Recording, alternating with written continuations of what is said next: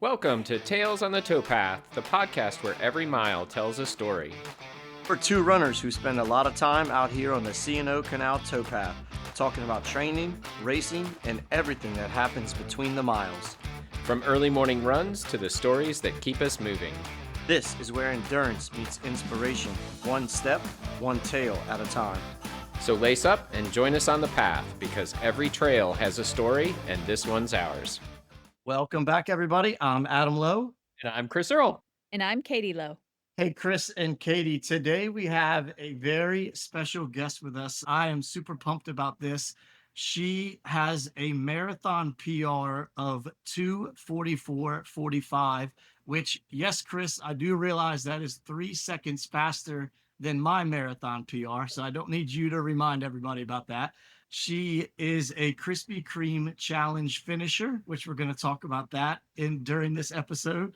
She is a 3-time beer mile world champion and one of only 2 women to break 6 minutes in the beer mile with a beer mile PR of 5 minutes and 56 seconds. So, like I said, I'm really excited for this one. Today we have Elizabeth Laseter on the episode, and we cannot wait to dive in and talk about the beer mile, Krispy Kreme challenge, and St. Louis. So, Elizabeth, welcome and thanks for joining us. Thanks so much for having me. Yeah. So can you tell our listeners a little bit about who you are, maybe like what sports you played growing up, and just whatever background information you'd like to share with us? Yeah. So first and foremost, I'm a runner, but really, I just love being active. Like I've been a lifelong athlete. Like I've played, everything from soccer and swimming. Before I was a runner, I played field hockey. I was a field hockey goalie, which is like totally the opposite of running, which is kind of funny. But I ran track and field, cross country in college. So I've just always been involved in sports in like some capacity for most of my life. And outside of that, if I'm not doing something active, probably working, and spent most of my career working as a writer and editor. Now I'm a content strategist for food and recipe websites. I also love to travel, like love learning about new places, like always curious about going somewhere new. Me as a person, I would say I try not to take myself too seriously, and this kind of plays into the beer mile, but I am hyper competitive, and like anything I take on, I just want to be the very best I can at it. Like I'm definitely not good at everything. Like I'm horrible at golf, but I'm certainly going to try to beat you, if you challenge me to anything. Just kind of what drives me.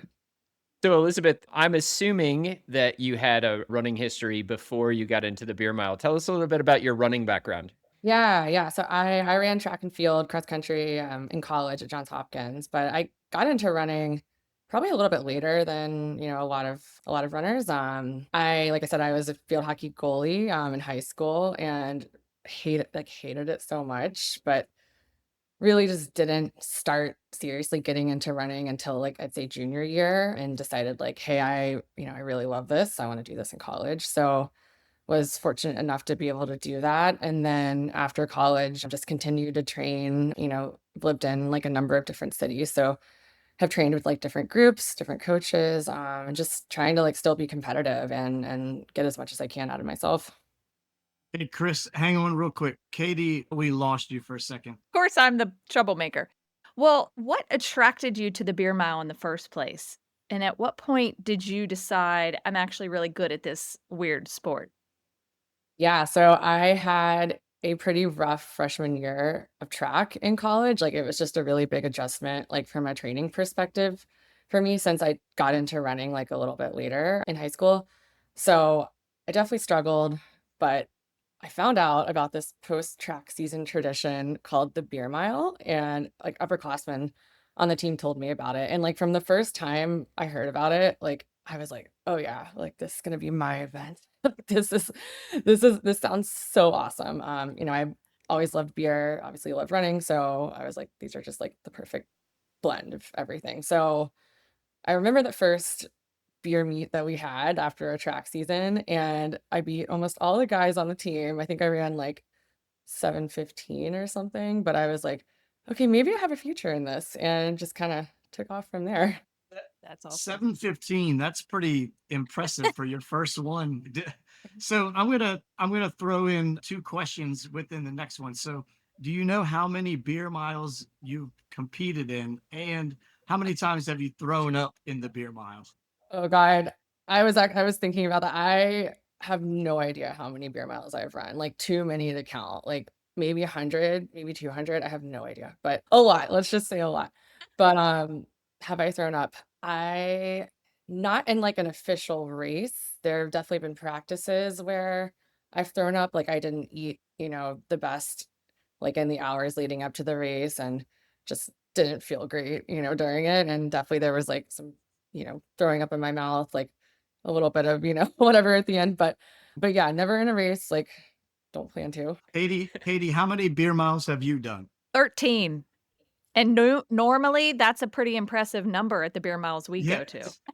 Yes. Right. Well, okay, so I should say also a lot of the bulk of mine are not they're like non-alcoholic beer, like or sparkling water, just like practicing, like my God, if this Right. were we have some problems.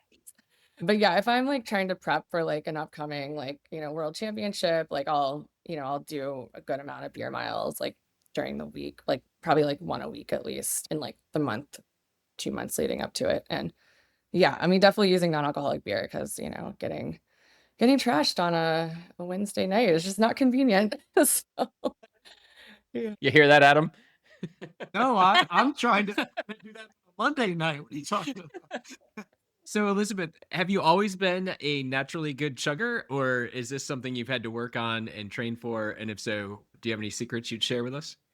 Yeah, so no, I have not always been a good chugger and I've really had to work at it over a number of years and I mean I'm still not like the best at it, but I've definitely improved. I mean if you watch like any of the past like world championship videos, Travis Price, who's the commentator in all of them, he will often comment on my unique chugging technique to the point where I'm just like, "Come on." Like, but, anyway, it's very I wish I had a bottle in front of me I could show you, but it's like it's kind of this, like, weird up, down thing. I don't know why I do it. I think it's like everybody has their own running form. Maybe that's just my, like, chug form. I don't know.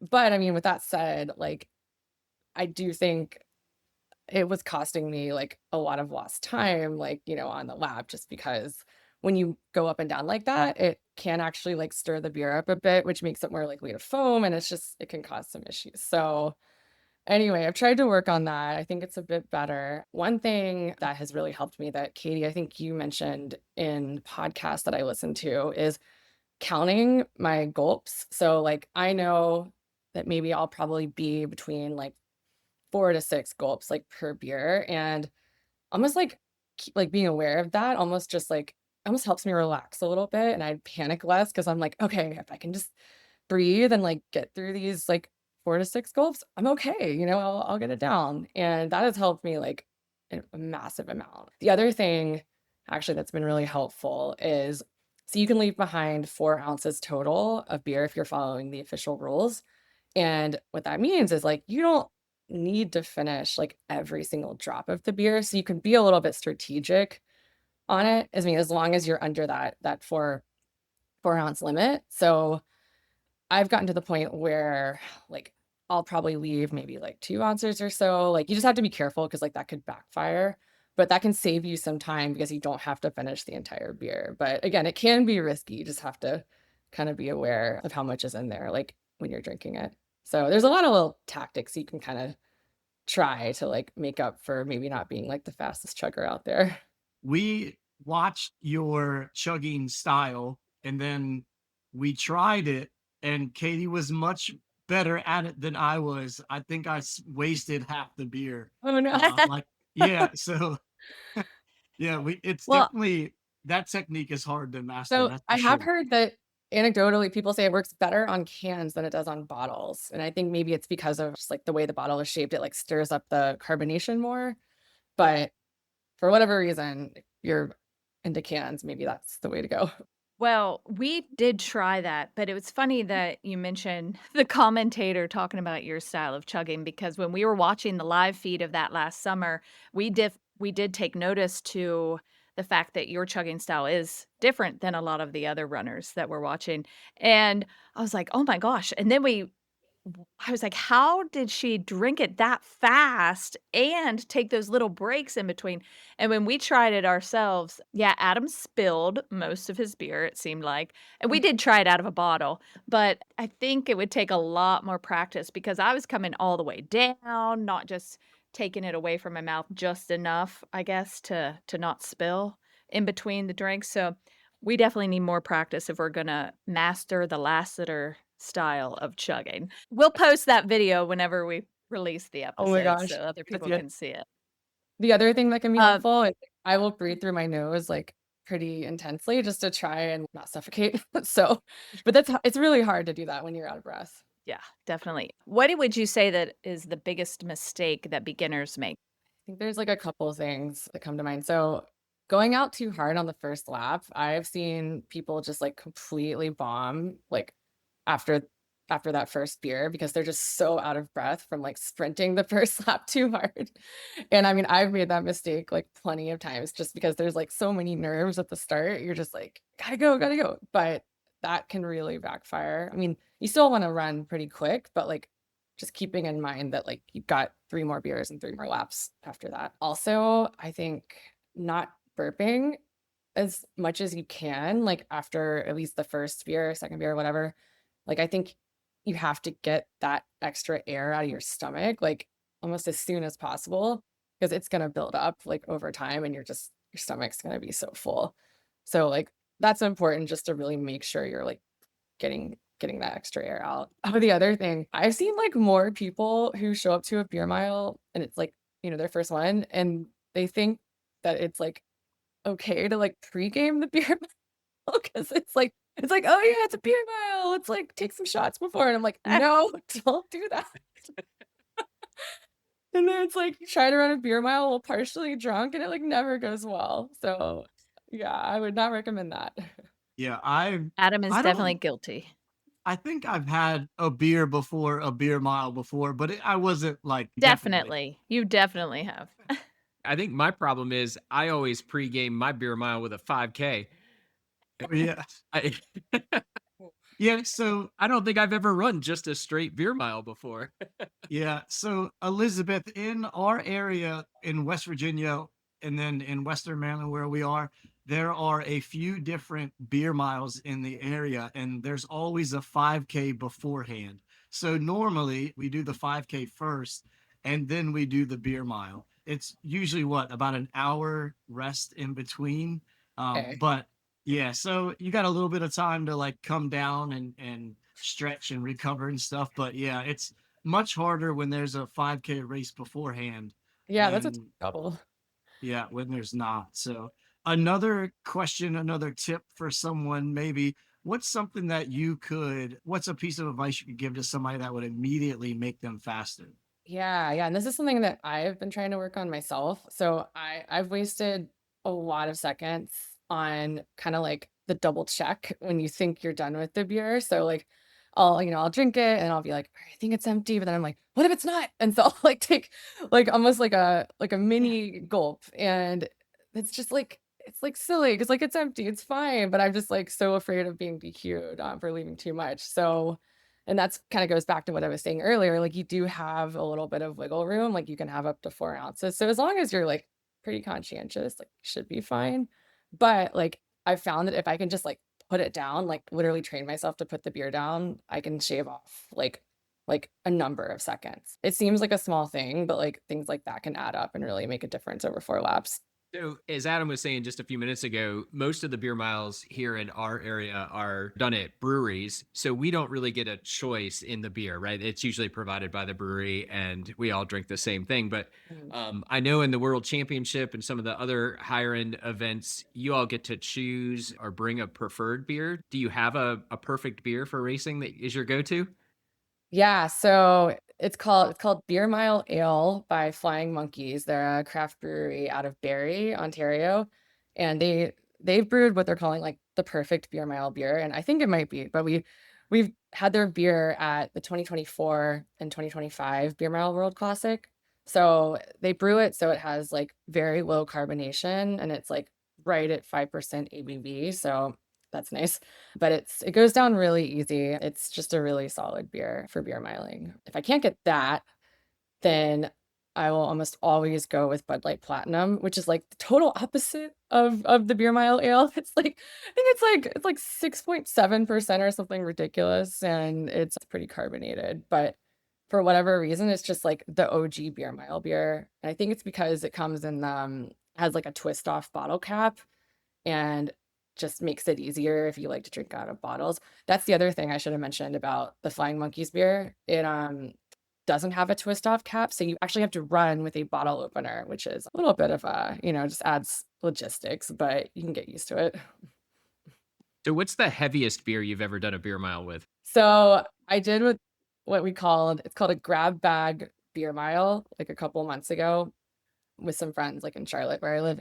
And how that works is you literally have like a brown paper bag and you just stuff it with a bunch of random beers, and whatever you pull out of the bag, you have to drink. And like there's no rules for what the beer could be. It could be anything. And so I drew a 9% sour beer. I was just like, oh shit, I have to drink this. And it was disgusting, and it definitely made me feel very drunk at the end of it. So yeah, 9%'s my record. Katie, have you already ordered that Flying Monkey beer? You know me so well, but not quite yet. I did write it down, not that I'm not gonna have this on recording or anything, but I was like, I'll be searching that up as soon as we get off the computer here. So Chris already has it on his Just found phone it. as he holds it up. And I'm a sour beer lover. Like when I go to a brewery, I'm looking at their sours and I love an easy drinking sour. But even at that point, I'm trying to imagine chugging the sour, doing a beer mile with the sour. I'm not I'm not sure how I would feel about that. Yeah. No. We actually saw you talk about the grab bag, and we were trying to think about how much fun that could potentially be. But if everybody's bringing a beer and kind of having somebody mix and match, you kind of want to be careful because you could get your own if somebody else mixes and matches. I'm not sure how you guys handle what goes in the brown bags, but Yeah, I know I brought like a kind one. I think I just brought like Budweiser. So I was like, if I choose book my own, then I'm like, that's good. yeah. So whenever you go to race a beer mile, do you have any pre-race rituals before the first beer? I prep for the beer mile probably just how I prep for any other race, like hydrate well, like eat bland foods, like, in the hours like leading up to the race. Like for me, it's like turkey sandwich, lots of turkey, like plain bread, turkey bread, like just as bland as you can get. But like in terms of like right before the race, like maybe this is kind of weird, but like I'll like, use the bathroom like you would before any race, but I will like be sure to blow my nose so that like everything is out. So my thought is that like, oh, it'll be easier to like breathe through my nose like when I'm chugging the beer. I just like don't want to have anything like blocking. So that's just like a weird thing that like I always try to make sure and do. I've never heard of a bathroom break for pregame, including blowing your nose. So that's a new one. But you did say that you are heavy, like nose breather while you're drinking. So it makes sense here to make sure that's pretty clear. So all right, let's jump into some race strategy a little bit. What do you think is harder for the during the beer mile? Is it the running part or the drinking part?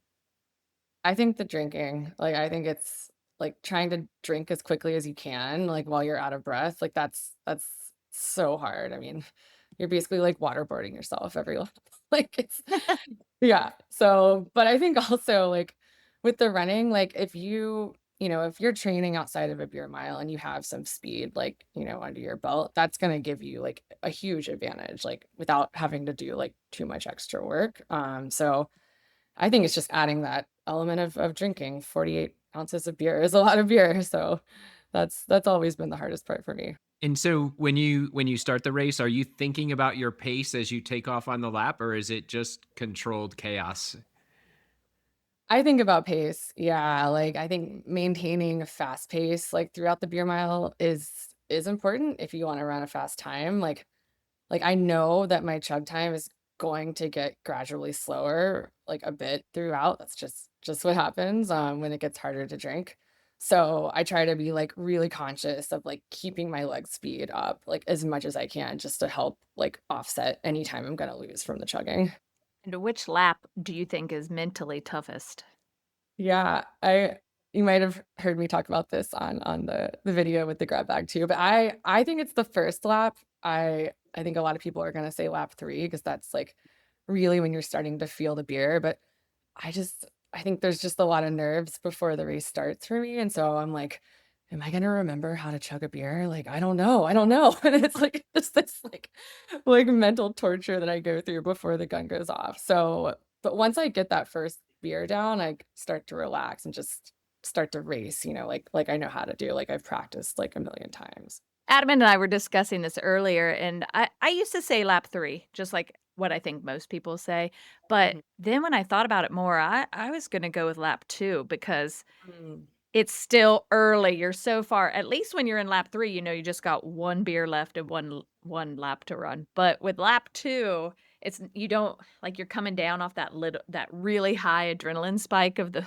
beginning of the race, but you also still have the whole race to go, basically. Yeah, I agree. I'm curious. We have talked about the beer mile before, and we all kind of say that our rule of thumb is that as long as you finish in under 10 minutes, you can finish the beer mile before the alcohol starts to hit you. Do you feel the same way? I definitely don't feel drunk while I'm doing it, but it usually hits me like I would say about 10 minutes afterwards. Okay. And I'm just like, whoa, like I'm drunk. But it's like the best drunk, I think. And I don't know if it's like the like endorphins or something, like combined with just the, adrenaline rush and just like usually like at a beer mile, it's kind of like a party, like everyone's having fun. So it's just awesome. Like it's like you're ready to go.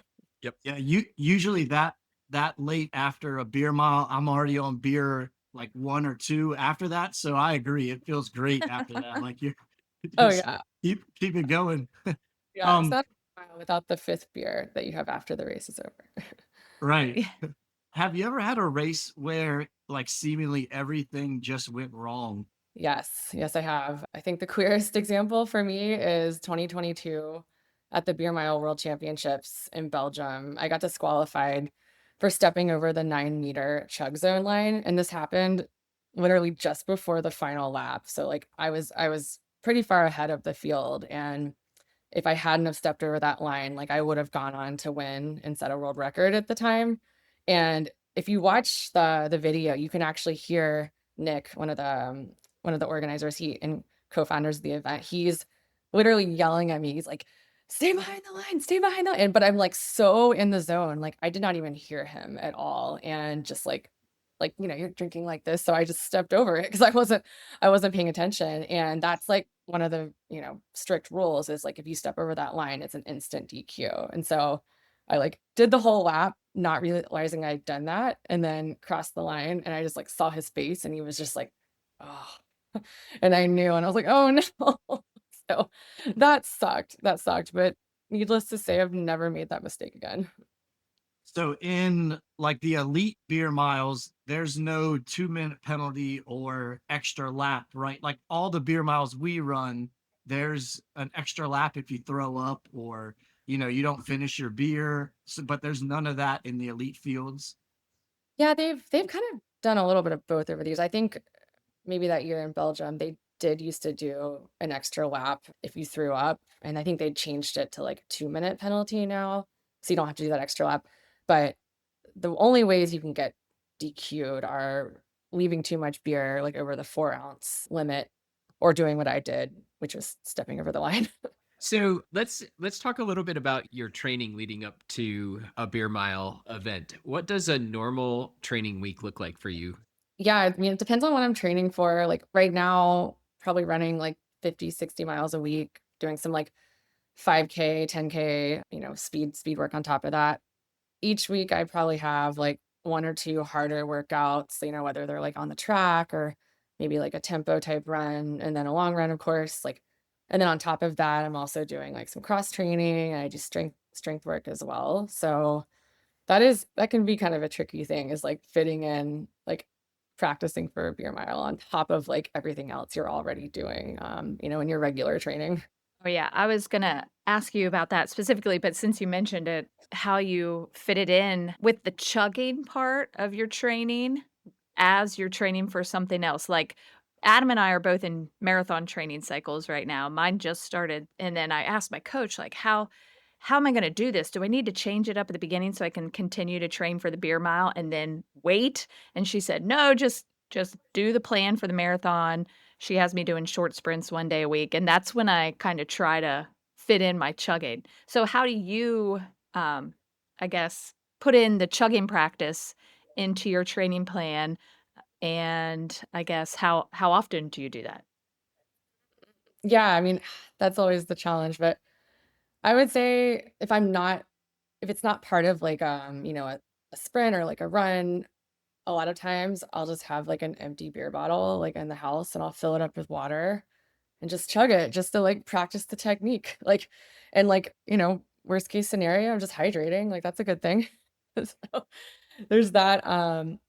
But yeah, I mean the challenge is finding kind of like almost like a window, like within, like, everything I'm doing during the week, to actually practice, like, the running and the chugging together. So, I would say leading up to the St. Louis race, I've probably been getting, like, 1 really solid just, like, practice kinda session in a week, and, I'll just go out and run a beer mile. I mean, it's not gonna be my fastest, but it's just getting my body as used to, like, being out of breath, and having to chug and run, reasonably fast after that. Do you think there's a benefit or one that you prefer, like, if you're talking about practicing chugging but not getting sloshed on a Tuesday morning, would you prefer or is there a benefit to NA beer versus carbonated water? I think carbonated water is so much harder, like, oh my god, it hurts, like, the bubbles yeah, they're just, like, super sharp, like, I've done a workout with, like, Topo Chico, and it was the worst thing I've ever done, Oh, so, yeah. yeah, like, I prefer NA beer if I had to choose, like, I've been using Heineken 0.0, which doesn't taste that great, but, it's easy enough to chug, so that seems to work. Katie, do you want to tell her how much money you've spent on LaCroix and other carbonated water? Just as Elizabeth has no idea how many beer miles she's done, I have no idea how many dollars I've spent on carbonated water. However, I carbonated water has been my practice liquid of choice just because 0 calories, I'm not like, I'm doing a lot of chugging actually to try to perfect that, which I still have a long way to go. But I have gotten better since I started practicing it, but man, I figured if I tried with the hardest thing out there, which does seem to be the carbonated water, then maybe once I get to the beer, it'll just go down. Thinking the same thing, like, you're gonna be so well prepared because like, nothing is harder than that. All right, so hey, let's skip down a little bit to St. Louis. So I know that Katie is really, really super excited for the Beer Mile North American Classic in St. Louis in a couple days. How excited are you? Like, are you ready to go and defend your title? Yeah, yeah, I'm so excited. I mean, this is, like, the first event kind of its kind, and I've thought for a long time we need something like this, so I'm just super excited, like, that, it's happening, and I know, like, there's been a ton of work that's gone into it. I mean, the guys, like, from the World Classic, like, put a lot of work into it. Urban Chestnut, they've been doing so much work behind the scenes, so and then also I just feel like the St. Louis community just seems like a very beer mile friendly place, which is amazing because unsurprisingly, it is not the easiest event to plan. I think, objectively, having a bunch of adults running around and drinking and potentially puking can be a little complicated to organize. So I'm just like so happy this came together. Do you think there's anything that'll make this event different from other beer miles you've run? Yes, absolutely. Like I've never run a beer mile like this before. I don't know how much you know about the course, but like the chug zone is like in the middle of the road that it's on, and I believe it's going to be out. You run out 200 meters, turn around, come back 200 meters, chug the beer, and then go the other direction, 200 meters out in each direction. So having some hairpin turns, or maybe not quite hairpin, but sharper turns could be interesting too. But what I'm told is that it's very like spectator friendly. So I think like the crowd's energy is gonna be like incredible. So how will you approach those turns? Are you gonna do the Japanese, like, spin turn, or that might be challenging on the 4th lap. Yeah, I know. I've been trying to practice that a little bit. Actually, like earlier today, I found just like a long, flat stretch of road this afternoon and tried to practice like the running out 200 meters and having to pivot. And it's really hard because you kind of just come to like almost a dead stop. Like I hope the road they're doing it on is a little bit wider than the one I practiced on because it was it was like very awkward to turn around. But I think also like when you're racing, there's so much adrenaline, like some things that might seem like an issue kind of just go away when you're racing. So at the race, I have questions about how the elite race will be run differently than the open race. So, are you drinking the same beer out of cans that the open race runners are? Do you know? Or are you Yes. bringing your own? So we can bring our own beer if we'd like, and I think they will have that Flying Monkeys Beer Mile Ale there. That's the plan, at least, to have that available if we want it. But yeah, you can bring, whatever you want as long as it's 5% or above. Right. And then for our listeners, the when we've been talking about the 4 ounces left over, are they that's how they're gonna measure your beer as well?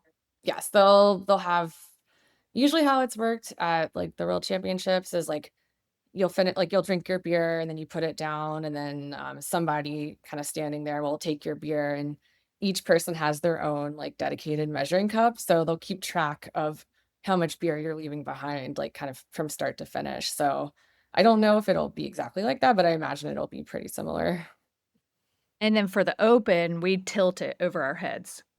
I believe is the so that'll be a little different for us, but that's what we're used to, so because that's what every beer mile that, us commoners run does just to make sure we don't leave too much.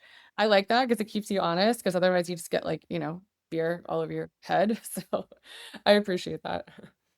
I imagine there's like a when you tilt it over your head, sometimes some does come out because, there's some left over in the can, but I imagine at the elite level, it would be hard to say, "Okay, where's the line that this was too much and this was a safe amount?" So that's I can imagine why they would go ahead and measure yours. So let's say Adam was in the elite group and he comes around after his 3rd beer and they measure it and he's already got, like, let's say 5 ounces in that cup. On that last lap, can he drink the slugs out of that cup, or is he just automatically disqualified? That's a good question. So, in my experience, they don't actually measure the beers out until the very end. So, I think they'll like collect your beers, like put them on maybe a table somewhere nearby, and then after everybody's finished, they'll like go through and measure each one. And it's a little bit like dramatic because it's like, oh, did they make it? Did they not make it? That's probably better than Adam drinking everybody's backwash beers. I would just drink them all just to make sure I wasn't going to get DQ'd. So just give me all the extra beer. Anyway, so what are you looking forward to most about going to St. Louis? Yeah, I mean, I'm excited to go to the city and just check that out, like just to see, what there is to do there. I think the biggest thing for me is just the chance to see a lot of my friends that I've met, through doing this insane event like over the years. Usually with just having the World Classic, like there's only like maybe one opportunity a year to kind of see everyone. But now that we have this race, like it's another opportunity. So just excited to catch up and have fun with everyone. It's always a party. Right. So I want to change gears just a little bit now and talk about the Krispy Kreme challenge. I will be honest, that is a race I have admired from afar for a long time, and I've sworn it's on my bucket list to do someday because I feel like I could put down some Krispy Kreme donuts. So for those that don't know, the Krispy Kreme challenge is a race where you start with a 2.5 mile run out to the donut eating zone. And in that zone, you have to eat 1 dozen glazed donuts before running 2.5 miles back to the finish. And I believe, is there an actual time cutoff or is just the goal to be done in under an hour? I don't think there's a time cutoff, but I think in order for you to like complete the challenge, it has to be under the hour Okay. or under an hour technically. Yeah.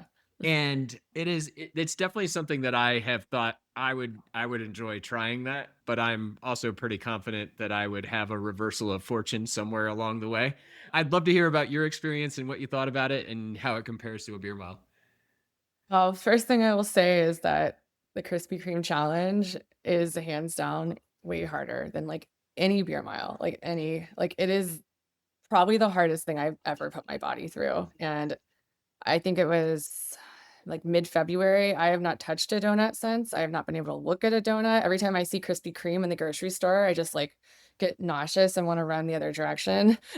So there's there's that, but you're probably thinking like, why in the hell would she even do this? So I live in Charlotte, North Carolina, and I've known about the Krispy Kreme challenge like for years because it's just like a couple hours away in Raleigh. And so just had like a certain curiosity about it. And I think, like given that I do something that is as insane as a beer mile, I was like, well, can I handle this? And so I think I just wanted to know, like, more than anything, like, can my body if my body can handle 4 beers and 4 laps running as fast as I can, like, what's gonna happen if I do 5 miles and 12 donuts?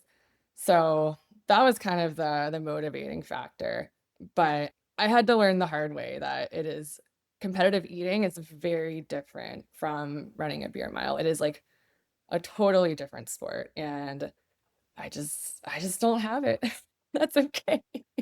But I did complete the challenge. I think it took me, oh, I wanna say, like, maybe just under 50 minutes, like and I think it took me, the actual donut eating part, I wanna say I was, like it took me maybe, like, 24 or 25 minutes to eat all 12, but it was funny because like, when I came into the donut eating zone after the first 2.5 miles, like, I was in first for women, and then by the time I finished the race, I think I was in, like, 50th place because I just just could not eat those donuts, but, it's pretty yeah, it's carnage, like, the whole donut zone, like, everyone's just trying to get them down, there's people throwing up, like, it's chaos, but yeah, I mean, I did it. I don't know if I'd do it again, but I did it.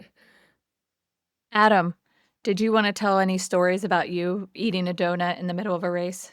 We had a what was it, like a beer? You chugged a beer out of a cup, and then you ran point 0.7 miles, and then when we got to, like, this little barn in the woods, there was a donut that was, like, what, 2.5 inches thick? It was like a It big, was thick, like, cake donut. So, I it get was to huge. it, and I got there first, and I took a bite, and, like, I couldn't swallow it. There was no water anywhere. Like, we were just supposed to eat this dry donut. So I'm thinking now people are coming in and they're eating. So I'm like losing position. So I look over and I see a mud puddle on the ground. So I go over and I start dipping my donut in the mud puddle so I could eat it faster and like Whoa. let it sog. So I get the donut down and Chris sees me, so he goes over there and he starts dunking his donut, but he dipped it too far and got like rocks and dirt on his donut. And so I'm leaving the donut zone now, and I see Katie and I yell to her like, "Hey, dip it in the puddle." And she's thinking like, "No way he did that. There's no way." But so I just then laughed, thought he was yeah, joking.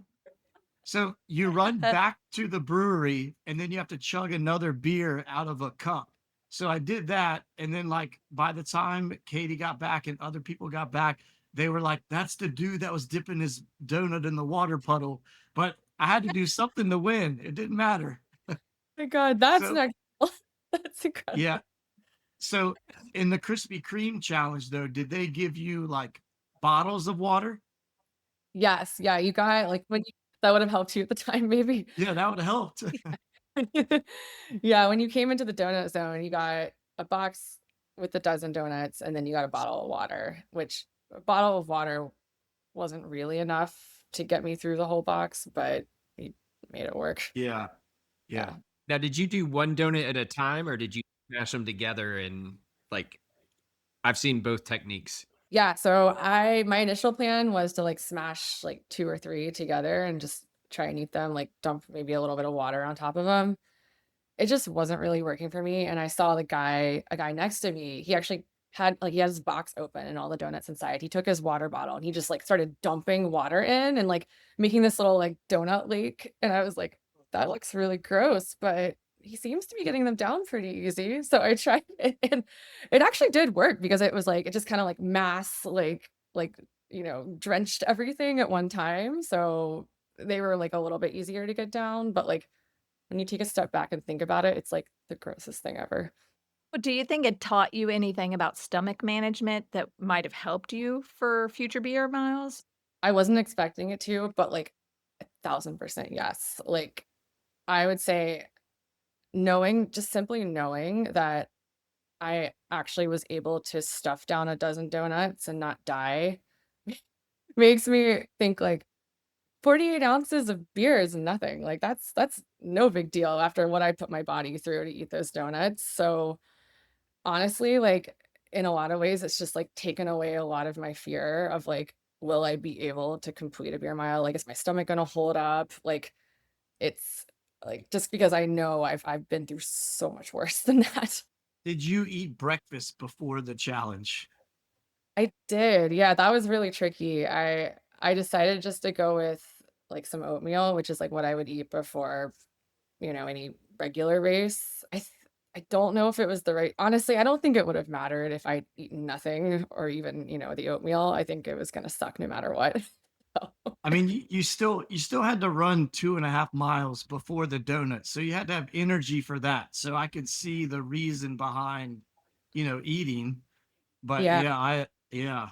Did you run faster on the way there? I'm assuming than on the way back.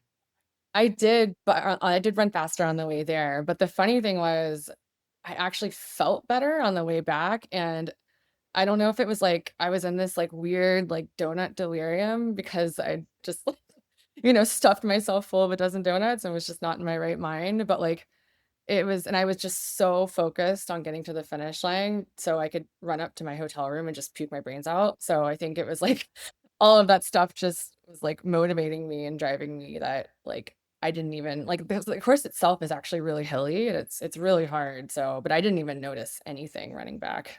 If somebody could finish one of these two races, are they necessarily prepared for the other, or would you say they're like two separate things now that you've done both?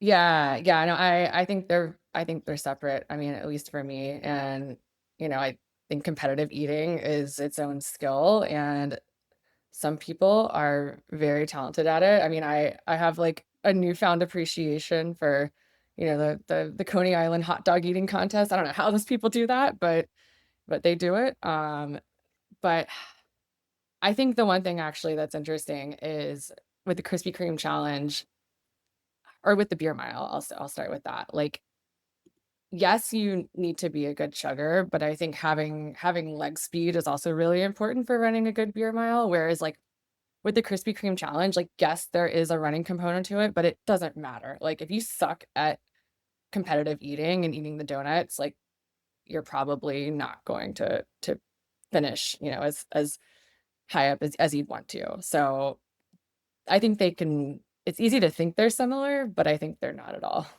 What was the funniest thing you would say you saw happen during the Krispy Kreme challenge? There had to be just gobs of stories from that.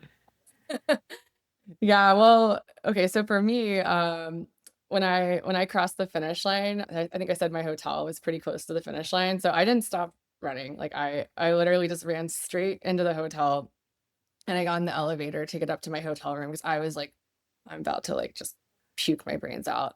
And there was like this guy in the elevator that we both rode the elevator together, and he had also just finished the race. And we just like shared this moment of just like shared agony, and we just like stared at each other. We didn't even say a word, and we were just like, we both know what we're about to go do. It was just like we're both just like, oh shit, this is horrible. So I got For off. our viewers, Elizabeth just made the universal face sign for I'm about to puke. Yeah. It was like the most I've ever communicated with someone without saying a single word. It was such a moment, but I got off and like just sprinted down the hall and like that's yeah, I don't need to tell you the rest, but it was it was pretty horrible. Okay, so what is next for you after the North American Classic? Yeah, so I'd say for the rest of the summer, I have like a couple like faster things, like some 5Ks. And then in the fall, I'm going to be running Indy Half. I think that's like early November. And then of course the World Championships for the beer mile are going to be before that in September in Germany this year. So is this North America Classic, is that like in preparation for the World Championships?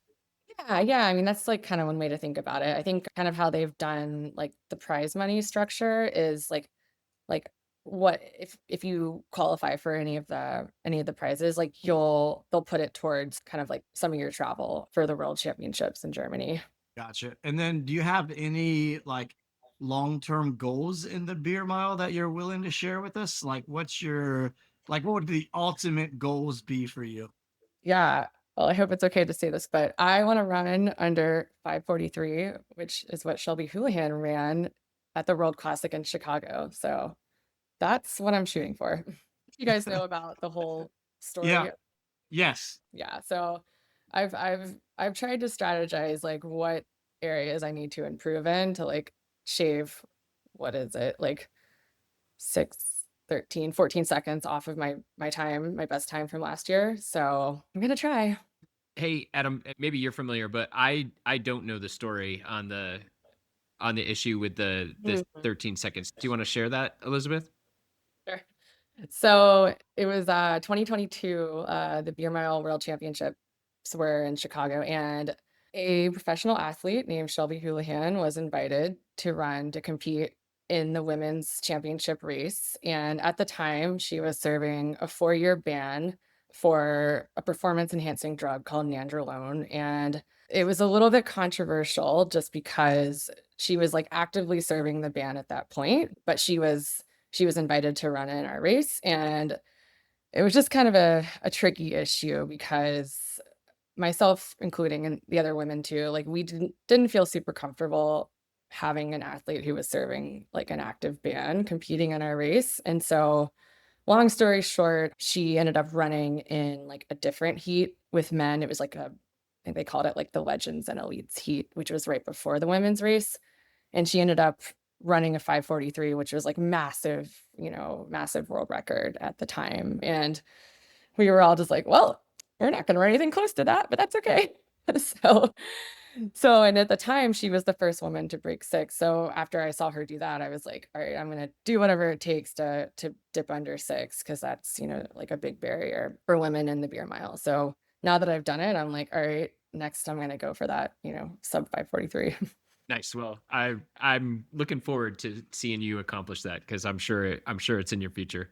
So, Elizabeth, people see the beer mile as a novelty event sometimes when they think about it, especially like the folks we run with. But the elite field obviously is incredibly talented. What's something you wish serious runners understood about just how difficult it is to run a world class beer mile? Yeah. I think it's like one thing to be, a great chugger, and it's another thing to be a very fast runner. But I think putting those two things together and excelling at both of them is incredibly difficult. Like, and a lot of people can't pull it off. It's just very hard. And I don't think you understand how hard it is until you go out and try to do one. So, it's not just like a party trick. It's like really freaking hard to do what we do. And where can people follow your journey? Probably Instagram. I'm not like a huge social media person, but yeah, I'd say check out my Instagram. It's just Elizabeth Laseter. We'll get that posted in the show notes for our listeners so that they can follow along and watch your success this summer.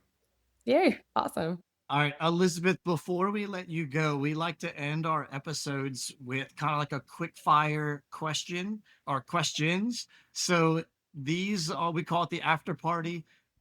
Basically, they are meant to just be one word answers. You don't have to explain or anything like that, but they're all running related, and we'll just go through them if you're ready. Yeah, let's do it. All right. What is your favorite post race beer? IPA. Favorite running shoe? Oh, it's a hard one. It's my racing shoe, but I'm like totally blanking on the name of it. It's the Puma. It's the Puma. Nitro or something Yeah, like that? Is that Elite or The Puma, something. Nitro Elite.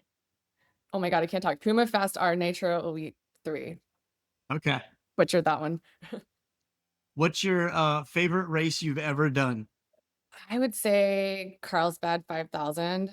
It's a 5K, super flat, super fast, also beautiful because it's on the beach in Carlsbad, California. All right, I think we know the answer to this one, but do you prefer beer or donuts? Beer. 1000% beer. Most memorable beer mile. So I did this beer mile called the IPA. It was part of a race called the IPA 10K last year. It's out in Sebastopol, California, I want to say. And it was so much fun because like that area, it's like Sonoma area. It's beautiful. It's also part of like a kind of like a beer festival event as well. So you like run the beer mile and then you get to go taste like just incredible beers like from that area. And like being like a West Coast IPA lover, it was like heaven for me. So it was an awesome day. All right, just a couple more. The best piece of running advice you've ever received. That's really hard. Uh damn. Gotta think about Bet that. it isn't dunk your donut in a mud puddle. Yeah. It's not that. It's not that. I don't know. Maybe like I have my coach now. I mean, it's just the first thing that comes to mind. She asked me like, do you think you can qualify for the marathon, Olympic trials? And I was like, no, I don't think so. I think that's like really, really fast. Like I'm like, what am I like 7 minutes off of it? Like that's a lot of time in a marathon. She was like, well, like part of being an athlete and being a runner, is staying curious and like wanting to like test your limits and knowing like how good can I be? And even if you don't quite achieve the goal, like sometimes it's just about the journey to achieve it. And I was like, oh, that makes a lot of sense. Like, thank you. I think that okay, like maybe I will go and try for it, Like so I don't know, just don't put a limit on yourself, like, Yeah, because you never know. that was a good answer. What's one race that's still on your bucket list? Ooh, okay. It's I think I have the name of it right. It's called the Marathon de Médoc. Have you heard of this? It's like a marathon, but it has like wine stops and it's in France. I think there And might be like a wine stop every mile, which is a lot of wine. and I'm sure Chris has already Googled it now, so he can probably get his wife to go with him on that one, I'm sure. So, all right, last one I got. If you could challenge anyone to a beer mile, who would it be? Oh my God, wait. Who was the guy who just ran New York City Marathon? Was it Harry Styles? Yeah. He ran the What? Berlin, I believe. Or Berlin? I don't know Something. why Yeah, his name yeah. popped into my head. Like, why not? He's a runner. We'll see how he does with beer. All right, so Harry Styles, there you go. You've been challenged. So if he ever listens to this podcast, I have one additional after party question for Elizabeth. Tattoo or no tattoo? Do you have any? I don't have a tattoo, but I've spent a lot of time thinking about what tattoo I would get if I were to get one. And The reason that has a story behind it, I have a somewhat large tattoo on my leg, and I just got this in January. And when I was going to get the tattoo, I was like, oh my gosh, I was freaking out, texting Adam because I have other tattoos, but they're all little baby ones that can be covered up. And he said, no, Katie, all professional beer milers have tattoos on their thigh. So you need to go through with this. And so I did. And I've never looked back and I've never regretted it. So, that's awesome. What is your tattoo? you oh, can it's show her. yeah, Nobody else is it's going to like see it. oh, yeah, that's true. but it's like a That's so runner, a silhouette of me running a race, and it has a mountain made of fire in the background because we have a race called Fire on the Mountain. And okay. then it's me running on the towpath, which is the name of the podcast. So It's awesome. I love that. Yeah. I don't know. I mean, I feel like it's gotta be something that I'm like okay with having on my body, but I'm like, I don't know what that would be yet. Maybe, you know, maybe a beer can. uh, We'll well, I definitely planned this one for what, Adam, like a year and a half before A long time. Yes. So, Elizabeth, I also have one more question, and I've been thinking about the last couple of days.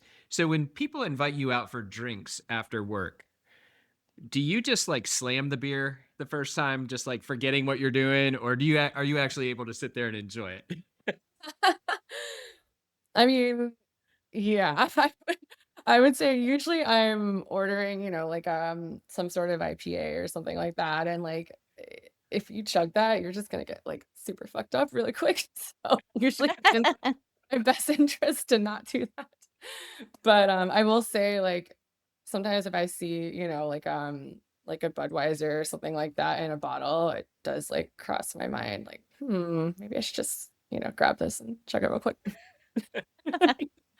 Well, this has been a lot of fun. We truly appreciate you coming and spending an hour or so with us and talking to us about the beer mile, giving us some tips and tricks and stuff. And we cannot wait for St. Louis. And I think we run our heats first, and then we will like be cheering you and the other elites on. So that'll be real exciting for us to watch. We cannot wait for that.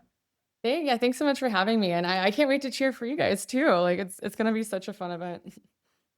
I will have to make sure I don't pregame before this so I can put on my best effort, right?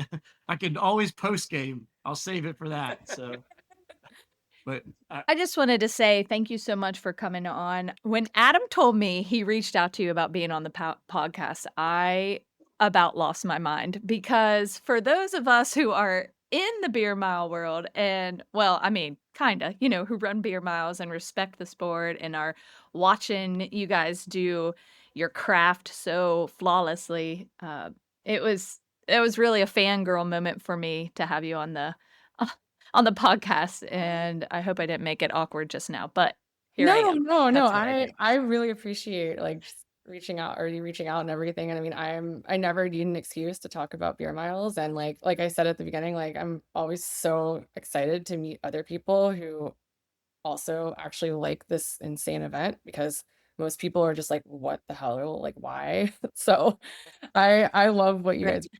I think it's awesome. And I also just wanted to say thank you and appreciate your time. And I'm really surprised. I was waiting for Adam to bring up my special technique in the beer mile, which is where I get about 3.5 beers done. And then I do this special thing where I run over behind the dumpster and then I run an extra lap. So that helps me with my time. Oh my God. Chris, I think I like put you down enough on the last episode. I was gonna let you do that yourself this time. Okay. That's All right. amazing. Well, Do you guys have thanks a lot. oh yeah, I was gonna ask one question. Do you guys have a goal at the St. Louis race? Like, is there a time you're shooting for?